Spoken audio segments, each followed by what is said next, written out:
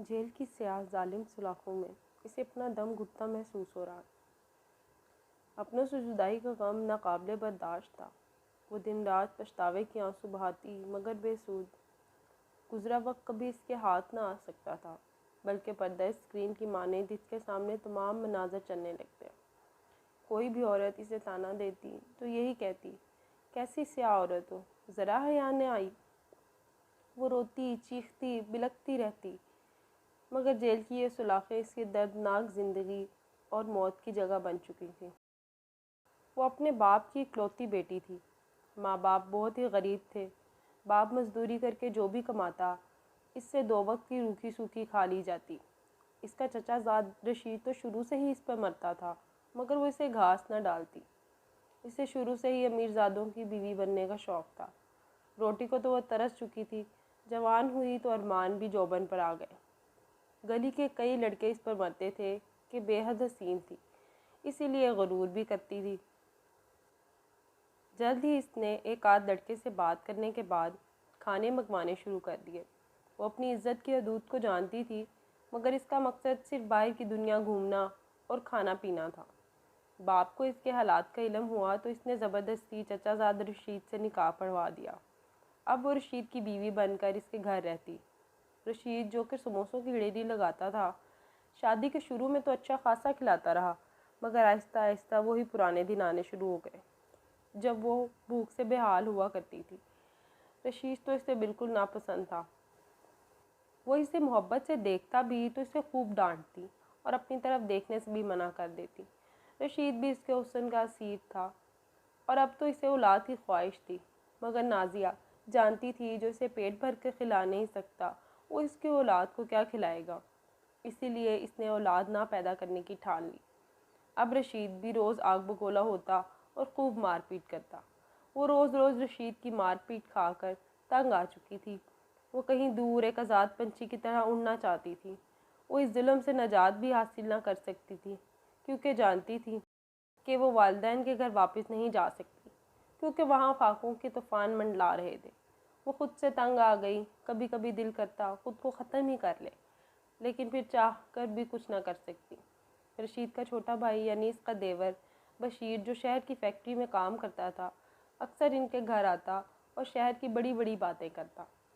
تو نازیہ کا بھی دل چاہتا کہ وہ بھی شہر جائے، اس کے پاس ڈھیروں پیسے ہوں اور وہ پھر ملکہ بن کے راج کرے۔ وہ جانتی تھی رشید کے پاس بھی اپنا گھر ہے، سونا موجود ہے اور وہ بہت ساری رقم جمع کر چکا ہے، مگر پھر بھی وہ ان سب تک رسائی حاصل نہ کر سکتی تھی۔ اس نے رشید کے چھوٹے بھائی کو ہی زلفوں کا اسیر بنانے کی کوشش کی۔ جلد ہی وہ اس کھیل میں کامیاب ہو گئی۔ رشید کی ریہڑی پر کام کرنے والا ملازم افضل بھی اس کے حسن کا دیوانہ تھا۔ وہ انہیں اچھے برے حالاتوں میں زندگی گزار رہی تھی کہ اچانک غم کی ایک ایسی آندھی چلی جو سب خوشیاں اپنے ساتھ بہا لے گئی۔ وہ روتی رہی، بلکتی رہی، زور زور سے چیختی رہی، مگر کوئی اس کی مدد کو نہ آیا۔ اس بھیانک رات میں نقاب پوش ڈاکوؤں نے زبردستی گھر میں گھس کر فائرنگ کی۔ فائر رشید کے سینے میں لگا اور وہ وہیں گر کر فنا ہو گیا۔ رات کے اس پہر جب سب آرام کی نیند سو رہے تھے، اس نے اپنی چیخوں سے سب کو جگا دیا۔ اس کی دردناک چیخوں سے ہر کوئی غم میں مبتلا ہوتا نظر آیا۔ گھر، زیور اور باقی سب پیسے اس کے نام ہو گئے۔ وہ سارا دن شوہر کی یاد میں روتی رہتی، پھر جلد ہی شہر چھوڑ کر کہیں اور جا بسی، شاید اپنے خوابوں کے شہر، جہاں اسے کوئی روک ٹوک نہ تھی، جہاں وہ اپنی مرضی سے زندگی گزار سکتی تھی، جہاں وہ اپنی مرضی سے اپنے محبوب کی سرگوشی میں جی سکتی تھی۔ لیکن کبھی کبھی چیخ اٹھتی۔ روز رات کو سوتے ہوئے اس کا ضمیر اسے بے چین ہو کر کچوکے بھڑکاتا، مگر وہ خیالات کو چٹک کر سو جاتی۔ شہر میں آ کر اس نے محبوب کو بھی چھوڑ دیا اور اب وہ نئے کاموں میں ملوث ہو گئی۔ شراب نوشی، حسین راتیں اس کی زندگی کا محور بن چکی تھی۔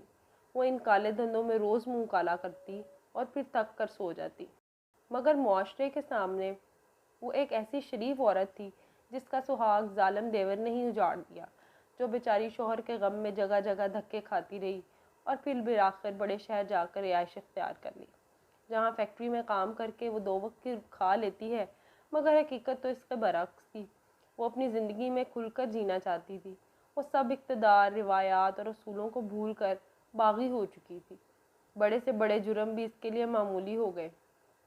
کبھی کبھی گاؤں کا چکر لگا تو لیتی، مگر وہی معصوم نازیہ بن کر، جس کا سب کچھ ایک بھیانک رات میں لٹ گیا۔ پولیس نے اس کے دیور بشیر پر بہت تشدد کیا، پھر بالآخر وہ اس نتیجے پر پہنچے کہ وہ قاتل نہیں۔ بس اسی دن کے بعد انہوں نے اپنی تفتیش شروع کر دی، اور پھر بالآخر وہ اصلی قاتل اور ان کی گرفت میں آ ہی گیا۔ اریاں کپڑوں میں ملبوس مشہور کلب میں ناچتی گاتی نازیہ کو گرفتار کر لیا گیا۔ اسے اپنی گرفتاری پر شدید غم و غصہ تھا۔ وہ جانتی تھی کہ اس کا راز بھی کوئی نہ جان پائے گا، مگر پھر اس کی گرفتاری نے ثابت کر دیا کہ پولیس آخر پولیس ہے۔ لیڈی انسپیکٹر نے اسے خوب پیٹا۔ وہ بار بار اس کے جرم کی داستان پوچھ رہی تھی، مگر نازیہ تھی کہ بس رونی صورت بنا کر یہی کہتی، میں نے کچھ نہیں کیا، میں نے کچھ نہیں کیا۔ روز اسے خوب مار پڑتی۔ آخر جسم کے زخموں کی خاطر تنگ آ کر اس نے حقیقت آشکار کر دی۔ رشید مجھ پر بہت ظلم کرتا تھا۔ اچھا پیسہ ہونے کے باوجود اچھی روٹی نہ کھلاتا، روز مارتا، کبھی کہتا اولاد پیدا کرو۔ میں اس سے اکتا گئی تھی۔ پھر اس کا بھائی شہر سے آیا تو میں نے اسے اپنی زلفوں کا اسیر کر لیا۔ ادھر رشید کی ریڈی پر کام کرنے والے فضل کو بھی اپنا دیوانہ بنایا۔ افضل کا کچھ بدماشوں سے رابطہ تھا۔ میں نے افضل کے ساتھ مل کر اپنے شوہر کو ختم کرنے کا منصوبہ بنایا۔ میں جانتی تھی کہ میرا دیور شراب کا عادی ہے، اکثر شراب پی کر ہمارے گھر میں آ جاتا ہے۔